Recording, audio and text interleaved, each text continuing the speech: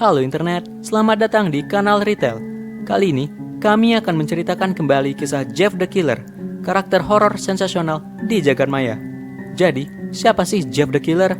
Menurut dictionary.com, Jeff the Killer adalah karakter buatan dalam subgenre fiksi horor di dunia online yang secara luas dikenal sebagai creepypasta.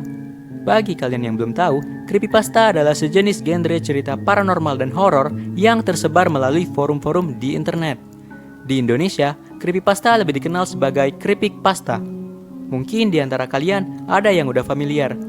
Jeff digambarkan sebagai seorang pemuda berwajah pucat tanpa kelopak mata dengan rambut hitam panjang dan senyum menyeringai merah darah yang diukir di wajahnya.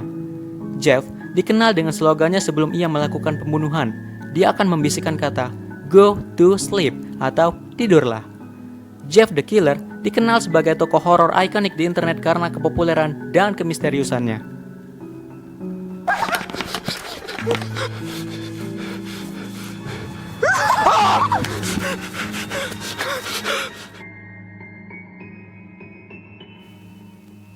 Berminggu-minggu telah terlewati sejak pembunuhan yang tidak dapat dijelaskan itu. Sang pembunuh berantai tak dikenal masih terus berkeliaran. Setelah sedikit bukti ditemukan, seorang anak laki-laki menyatakan bahwa dia selamat dari salah satu serangan pembunuh itu. Dan dengan berani, ia pun menceritakan kisahnya. Awal cerita ini bermula dari dua remaja bernama Jeffrey Woods dan saudaranya Liu yang baru saja pindah ke permukiman baru. Tetangga baru mereka, Barbara, mengundang keluarga Woods ke acara ulang tahun anaknya, Billy.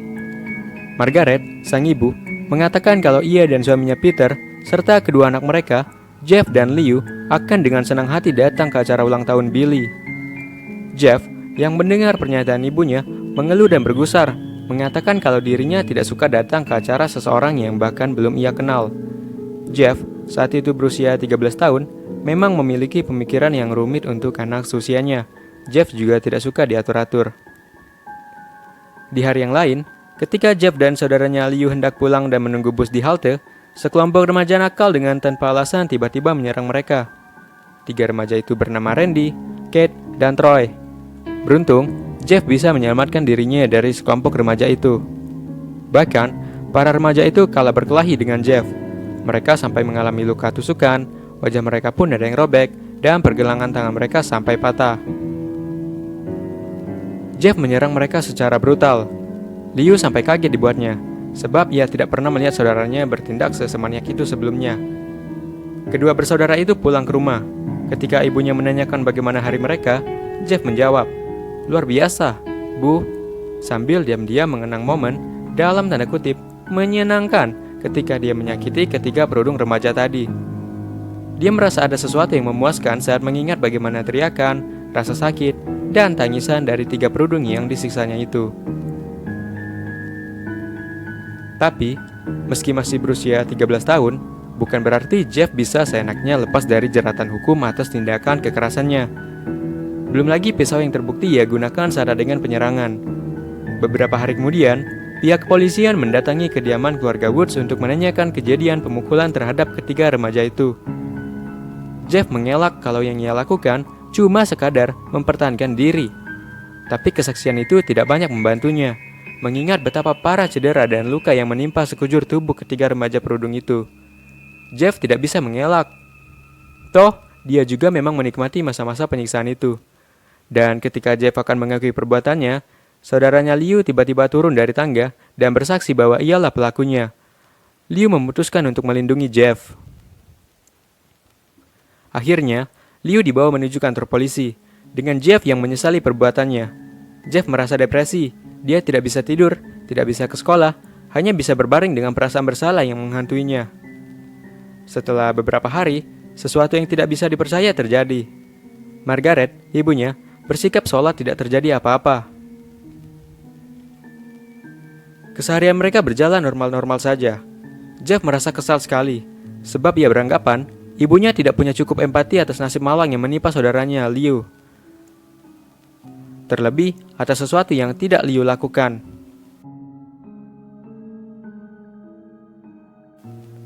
Pada suatu pagi, ibunya membuka tirai kamar Jeff, membiarkan sinar matahari menghampari wajah Jeff sembari berujar riang. Tebak, ini hari apa? Margaret, ibunya, mengingatkan Jeff kalau hari itu adalah hari ulang tahun Billy dan dia sebaiknya datang ke pesta itu bersama kedua orang tuanya. Jeff mengelak, tentu saja dia tidak mau. Ayolah, Jeff, kata ibunya. Saudaramu memang tidak ada di rumah untuk beberapa hari ini, tapi jangan sampai itu merusak hari-harimu. Bagaimanapun juga, kau kan selalu menjadi anak tampan ibu. You always be my beautiful son, kata Margaret. Mari bersenang-senang. Tapi di dalam hatinya, Jeff berunak kesal dengan sebutan tampan itu. Dia sendiri tidak bisa menjelaskan alasannya. Jeff dengan enggan pun menuruti kemauan ibunya. Sesampainya Jeff di rumah Billy, ia langsung mencoba berbaur dengan anak-anak yang lain.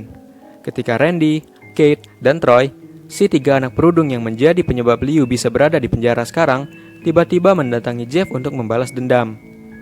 Pertarungan tidak bisa dielakkan. Jeff berhasil mengalahkan Randy, tapi 2 perudung lainnya langsung menodongkan pistol ke arah Jeff. Acara ulang tahun menyenangkan itu pun berubah menjadi horor dalam sekejap. Tamu acara termasuk para orang tua belum pernah melihat kejadian seperti ini sebelumnya. Mereka bingung, cemas, dan mulai memanggil polisi. Beberapa bahkan memutuskan untuk kabur. Randy, si perudung pertama yang dipercundangi Jeff, menggunakan kesempatan itu untuk menusuk Jeff dengan pisaunya, dan ia mulai memukuli Jeff yang tak melawan secara membabi buta. Randy bahkan sempat mengempaskan botol vodka ke kepala Jeff, meninggalkan beberapa serpihan yang menempel di kepalanya. Setelah itu, Jeff mulai merasa sangat kesal, emosinya bergejolak dan meledak-ledak. Mengabaikan pistol yang diarahkan ke arahnya, mengabaikan luka dan serpihan botol yang masih menancap di kepalanya, dia pun mendorong dan menjatuhkan Randy. Dan dengan satu tinju keras ke arah ulu hati Randy pun mati secara tiba-tiba dengan darah mengalir deras melalui mulutnya. Jeff memiliki tenaga yang tidak masuk akal bagi anak seusianya. Dia memang sangat kuat, terlebih saat ia marah. Kini Troy dan Kate menembakkan 1 peluru ke arah Jeff. Tapi mereka meleset, Jeff kabur, dan keduanya mengejar Jeff sampai masuk ke kamar mandi di atas dan mereka berkelahi lagi. Para orang tua yang masih di acara tersebut cuma bisa diam menyaksikan kejadian itu dengan tatapan horor. Mereka takut ikut campur dengan kegiatan yang dilakukan anak-anaknya itu. Dengan kegilaan yang ditampilkan oleh anak-anak itu, mereka tidak bisa apa-apa. Terlebih karena senjata api yang terlibat di perkelahian ini. Di dalam kamar mandi, Jeff mengambil tongkat handuk dari kayu dan menghantamkannya ke kepala Troy sampai tak sadarkan diri. Kate menyerang Jeff dan mereka berkelahi sampai 1 botol pemutih terjatuh dan isinya menimpa mereka. Kate tersenyum dengan gigi yang sudah patah dan wajah yang bonyok. Dia melihat Jeff yang kini terselimut cairan vodka dan pemutih. Lalu dengan tenaga terakhirnya, ia melemparkan korek api ke arah Jeff dan campuran vodka serta pemutih yang tersambar api pun mulai tersulut panas ke seluruh tubuh Jeff. Jeff panik dan berteriak. Ia berlari ke seluruh penjuru ruangan. Adegan horor itu menjadi riuh dengan orang tua yang masih syok dan tidak berbuat banyak. Teriakan dan rasa panas melekit yang menyambar. Lalu Jeff pun kehilangan kesadaran.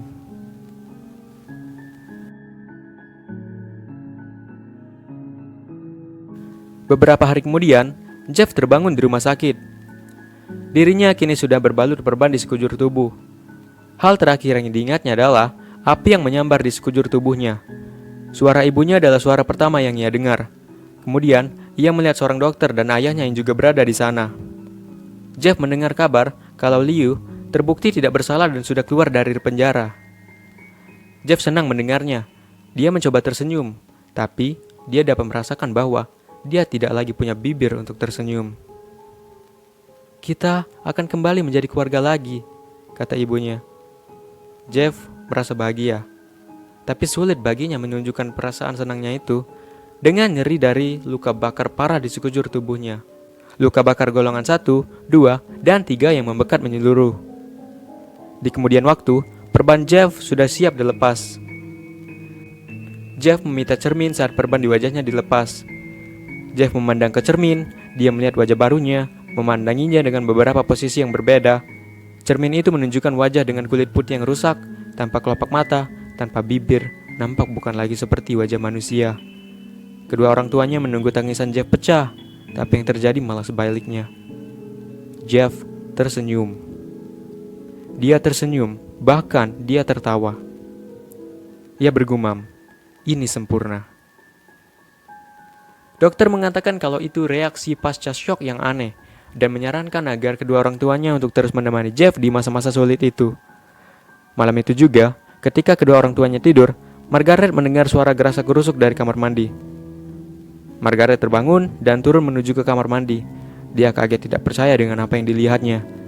Jeff tengah mengukir senyum darah menggunakan pisau dan memotong sisa-sisa daging di kelopak matanya.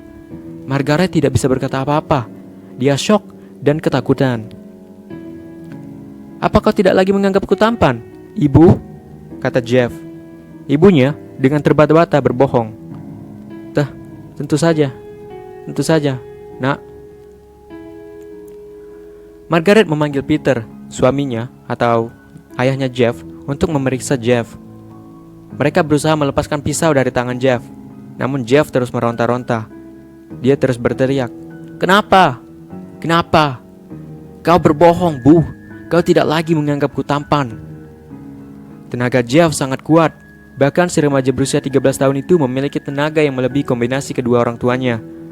Setelah perseteruan yang sengit, Jeff pun mendominasi kekuatan mereka, menggunakan kesempatan itu untuk menusukkan pisau itu ke arah kedua orang tuanya dan membunuh mereka. Serangan itu menusuk tepat ke paru-paru keduanya. Mereka mengalami pendarahan yang hebat dan mereka tersiksa. Mereka sekarat dengan anak mereka, Jeff, berdiri di sebelah mereka, menikmati tiap-tiap detik pemandangan yang baginya panorama indah itu.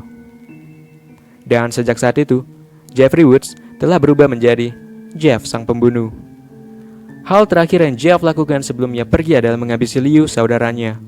Jeff mengendap-endap ke kamar Liu, menutup mulut Liu dengan tangan rusak yang kulitnya mengelupas.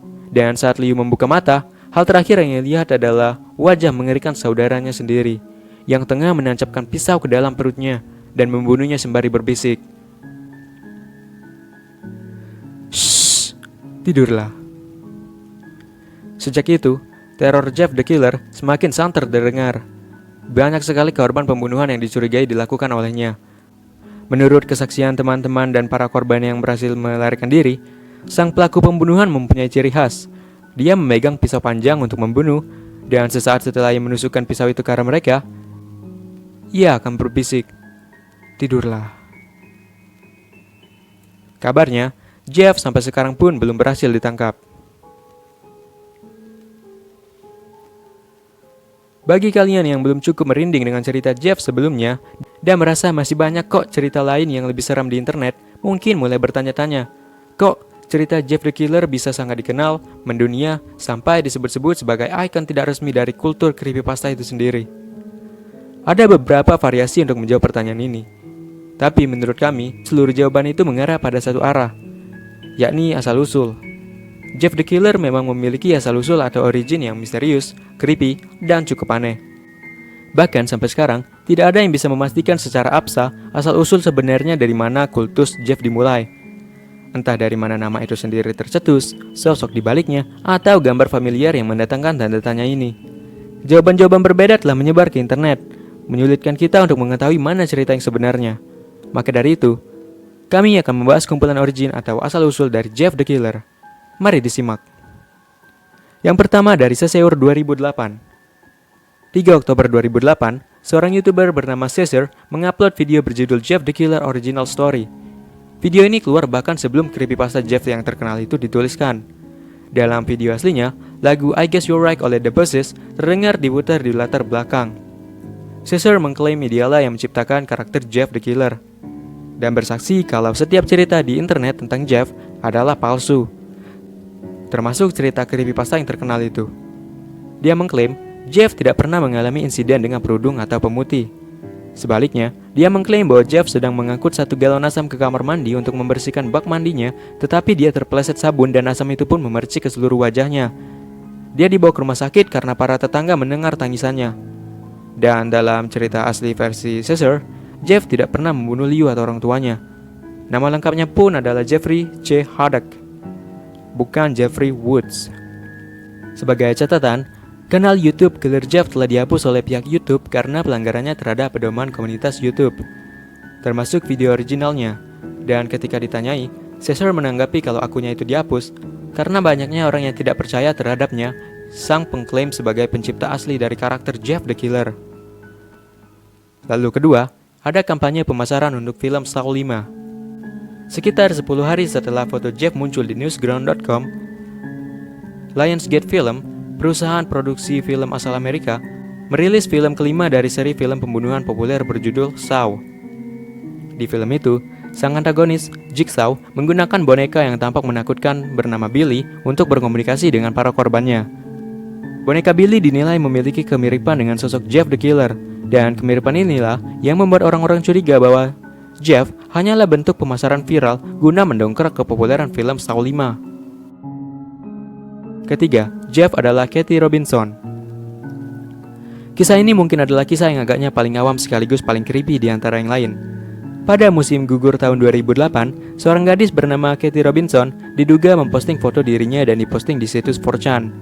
Menurut cerita yang beredar, Katie menjadi korban perundungan karena berat badannya, dan akhirnya ia bunuh diri.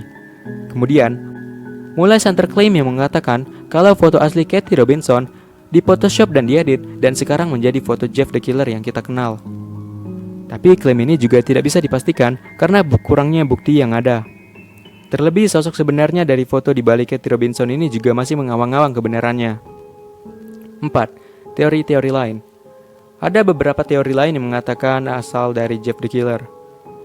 Ada yang mengatakan kalau gambar Jeff yang populer itu merupakan bagian dari video Jepang berjudul Triple N Rinshi Hoso, yang merupakan bagian dari proyek film Victims of Tomorrow. Ada juga teori yang mengatakan kalau foto pertama dari Jeff yang populer itu diambil dari sebuah postingan di message board asal Jepang pia.cc pada bulan November tahun 2005. Dan teori lain juga mengatakan bahwa identitas foto di balik foto Jeff the Killer adalah seorang perempuan bernama Victoria yang melakukan streaming di situs web Stickam yang sekarang sudah tidak aktif lagi. Meski begitu, sampai saat ini tidak satupun dari klaim tersebut bisa dipastikan kebenarannya. Dan sepertinya memang legenda Jeff the Killer akan tetap menjadi misteri. Baiklah internet, sekian saja pembahasan kanal Retail mengenai Jeff the Killer atau Jeff sang pembunuh. Jika kalian menyukai pembahasan kami kali ini, silakan tunjukkan dukungan kalian dengan menyukai, bagikan, atau tinggalkan komentar kalian di video ini. Kalian juga bisa berlangganan di kanal kami dan hidupkan notifikasi agar kalian tidak ketinggalan update dari video-video kami berikutnya. Kami sangat mengapresiasi setiap jejak yang kalian tinggalkan. Kalian juga bisa menraktir kami kopi atau untuk membeli mic baru dengan menyawer kami lewat GoPay, OVO, atau pembayaran e-money lainnya melalui akun Saweria kami yang sudah kami sertakan di deskripsi di bawah. Terima kasih dan sampai berjumpa di video kami berikutnya.